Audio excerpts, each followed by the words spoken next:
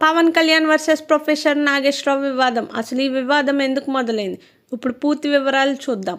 ఒక టీవీ రాజకీయ చర్చలో రాజకీయ విశ్లేషకుడు ప్రొఫెసర్ నాగేశ్వరరావు మాట్లాడుతూ పవన్ కళ్యాణ్ ఢిల్లీలో కేంద్ర హోంమంత్రి అమిత్ షాను కలిసి మాజీ సీఎం జగన్ను అరెస్ట్ చేయాలని కోరారని వ్యాఖ్యానించారు. అంతేకాదు ఈ సమాచారం తనకు జనసేనలో ఓ కీలక వ్యక్తి ద్వారా తెలిసిందని కూడా చెప్పారు. అయితే ఈ వ్యాఖ్యలు బయటకు వచ్చిన వెంటనే జనసేన పార్టీ నేతలు, కార్యకర్తలు తీవ్ర ఆగ్రహం వ్యక్తం చేశారు. ఇలాంటి ఆధారాలు లేకుండా పవన్ కళ్యాణ్పై తప్పుడు ఆరోపణలు చేస్తున్నారని, ఆయన ప్రతిష్టను దెబ్బతీయడానికి ప్రయత్నిస్తున్నారంటూ మండిపడ్డారు.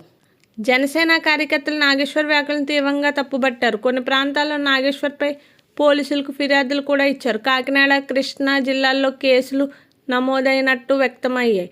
ఇదే సమయంలో మరో చర్చ కూడా మొదలైంది. కొందరు రాజకీయ నాయకులు, మేధావులు మాత్రం ఓ విశ్లేషకుడు తన అభిప్రాయం చెప్పేందుకు కేసులు పెట్టడం సరికాదని భావం వ్యక్తం చేశారు.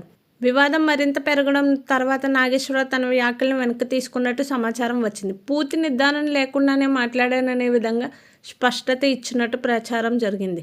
మరొక వైపు ఏపీ పోలీసులు నాగేశ్వరను అరెస్ట్ చేయడానికి హైదరాబాద్ వెళ్లారని వార్తలు సోషల్ మీడియాలో వైరల్ అయ్యాయి. అయితే ఆ వార్తలు పూర్తి స్థాయి నిజం లేదని తర్వాత స్పష్టం వచ్చింది.